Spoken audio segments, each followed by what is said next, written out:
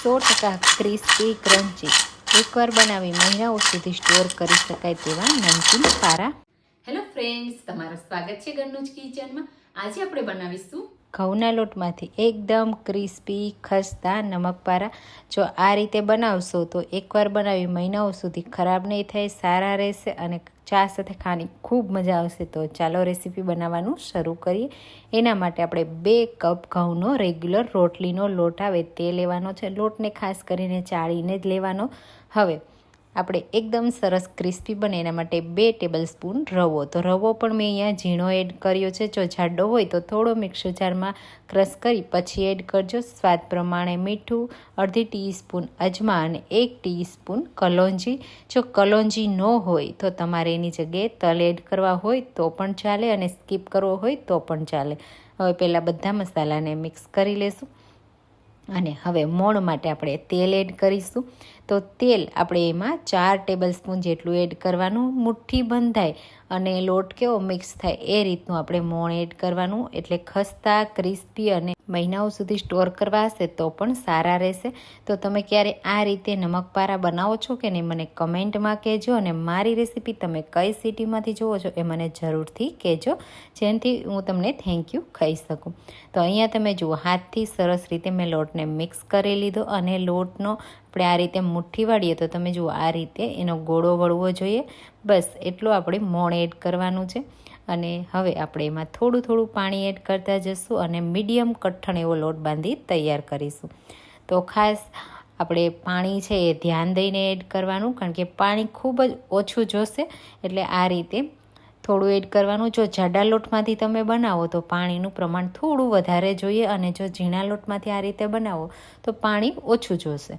તો આ રીતે થોડું થોડું પાણી એડ કરતા જશું, મસળતા જશું લોટને, એટલે બહુ ઢીલો ના થઈ જાય. અને આપણે જ્યારે વણીએ ત્યારે આપણે એને કોરા લોટમાં યુઝ ન કરવો પડે, બસ એટલો આપણે કઠણ રાખવાનો છે. તો આ રીતે તમે જુઓ હાથથી હું મસળતી જાઉં છું એટલે એકદમ સુપર સોફ્ટ થઈ જશે. તો લોટ આપણો બંધાઈ તૈયાર થઈ ગયો. તમે જુઓ આ રીતે અને થોડો મસળી લેવાનો એટલે પરફેક્ટ તૈયાર થઈ જશે. તો આટલો લોટ બાંધવામાં આપણે કેટલા પાણીની જરૂર પડી એ પણ હું તમને બતાવી દઈશ. તો 2 કપ લોટ બાંધવામાં આપણે માત્ર અડધા કપ પાણીની જરૂર પડી છે. તો આ રીતે હવે આપણે ઢાંકી અને 10 મિનિટ માટે રહેવા દઈશું. ત્યાં સુધીમાં રવો બધો અહીંયા તમે જુઓ ફૂલી ગયો છે. હવે હાથમાં તેલ લગાવી અને લોટને થોડો મસળી લેશું એટલે આપણે જ્યારે આપણે વણીએ ત્યારે એક સરખું આપણે વણાઈ જાય અને બિલકુલ એમાં ક્રેક ન થાય. હવે તમારે જેવડી સાઈઝની રોટલી બનાવી હોય એ રીતે લુવું લઈ લેવાનું. તો આપણે મોટી સાઈઝની બનાવીશું તો એકસાથે ઘણા બધા નમકપારા તૈયાર કરી શકીશું. બાકીના લોટને ઢાંકીને રહેવા દઈશું અને કોઈ પણ મોટી પાટલી કે આ રીતે ચોપિંગ બોર્ડ ઉપર આપણે વણી લેવાનું. જ્યારે વણીએ ત્યારે આપણે એમાં કોરો લોટ બિલકુલ એડ નથી કરવાનો. અને આ રીતે આગળ અને પાછળની સાઈડથી વણતા જશું. તો વણતી વખતે આપણે કોઈ પણ શેપ નથી આપવાનો. તો તમે કોઈ રીતે વણી શકો છો. અને બહુ જાડી પણ નહીં અને બહુ પતલી પણ નહીં, એવી આપણે મીડિયમ સાઇઝની રોટલી વણી તૈયાર કરવાની છે.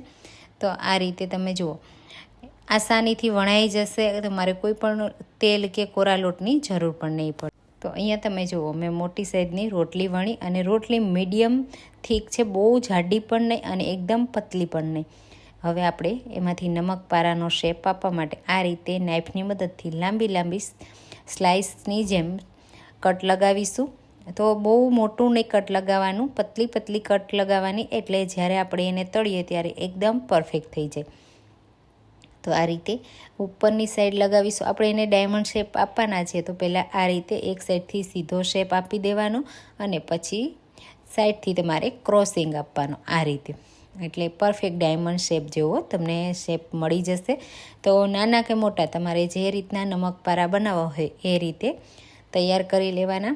એકદમ સિમ્પલ છે. એકસાથે તમે પહેલાં બધા વણી આ રીતે તૈયાર કરી શકો છો અને પછી તમે એને ફ્રાય કરી શકો છો. કોઈ ટેન્શન નથી, ઝંઝટ નથી અને એકદમ સિમ્પલ રીતે તમે આ નાસ્તો ડબ્બો ભરીને માત્ર 10 મિનિટમાં બનાવી તૈયાર કરી શકો છો. આ રીતે અલગ પણ આસાનીથી થઈ જશે. તો આ રીતે અલગ કર્યા પછી આપણે એને ફ્રાય કરવા માટે લઈ લઈશું. તો ફ્રાય કરવા માટે તમે જુઓ અહીંયા હું તેલમાં થોડો લોટ એડ કરું છું તો તરત જ ઉપર નથી આવતો. બસ એટલું જ તેલ ગરમ હોવું જોઈએ. જરા પણ વધારે ગરમ હશે તો આ છે એ બહારથી વધારે લાલ થઈ જશે અને અંદરથી છે ક્રિસ્પી નહીં થાય, ખસ્તા નહીં બને. તો આ રીતે બધા આપણે એડ કરીશું એકસાથે. જેટલા તમને ફ્રાય કરવા હોય એટલા એડ કરી દેવાના. પછી તમે જુઓ આ રીતે ઓટોમેટિક ઉપર આવવા લાગશે. આ રીતે બધા ઉપર આવી જાય પછી જ આપણે એની સાઈડને ચેન્જ કરીશું. તો આ રીતે એકદમ સિમ્પલ, આસાન અને સરળ રીતે ફ્રાય થઈ જશે. બસ 3 થી 4 મિનિટનો સમય લાગશે એકવારમાં ફ્રાય થતાં. તો આ રીતે બધી બેન્ચને તમારે બનાવતી જવાની, ફ્રાય કરતી જવાની. તો ખાસ ગેસની ફ્લેમ લો ટુ મીડિયમ જ રાખવાની અને મીડિયમ ફ્લેમ ઉપર જ ફ્રાય કરવાના. જો હાઈ ફ્લેમ ઉપર તમે ફ્રાય કરશો તો ઝડપથી ફ્રાય તો થઈ જશે પણ એકદમ ખસ્તા અને ક્રિસ્પી નહીં બને. અને તમે જો લાંબો સમય સુધી સાચવવા માગતા હશો તો લાંબો સમય સુધી તમારા ક્રિસ્પી નહીં રહે, પોચા પડી જશે. તો એ ખાસ ધ્યાન રાખજો. ગેસની ફ્લેમ જેટલી બને એટલી લો ટુ મીડિયમ જ રાખજો. એટલે સરસ આ રીતે ગોલ્ડન કલર આવી જાય બસ ત્યાં સુધી જ આપણે એને ફ્રાય કરવાના. ફ્રાય થઈ જશે એટલે તમને ખબર પડી જશે, તેલમાં બબલ્સ ઓછા થઈ જશે અને ક્રિસ્પી થઈ જશે. તમે જ્યારે એને ફેરવશો તો ત્યારે તમને અવાજ પણ આવશે. અને પછી આ રીતે આપણે પ્લેટમાં કાઢી લઈશું. ઠંડા કર્યા પછી તમારે એને કોઈ પણ એરટાઇટ બોટલમાં ભરી લેવાના. પછી તમે એને લાંબો સમય સુધી સ્ટોર કરીને રાખશો તો પણ પોચા નહીં પડે, ખરાબ નહીં થાય અને એકદમ ખસ્તા અને ક્રિસ્પી જ રહેશે. તો તમે જો ક્યારે આ રીતે ઘઉંના લોટના ઇન્સ્ટન્ટ નમકપારા ન બનાવ્યા હોય તો આ રેસીપીને જલ્દીથી જલ્દી ટ્રાય કરજો. તમે જુઓ કેટલા ક્રિસ્પી ખસ્તા છે અને ખાવાની ખૂબ મજા આવે. ચા સાથે આ નાસ્તો ખાવાની ખૂબ મજા આવશે. તો ઝડપ બનાવજો અને ટ્રાય કરજો. કમેન્ટમાં કહેજો કેવો લાગે.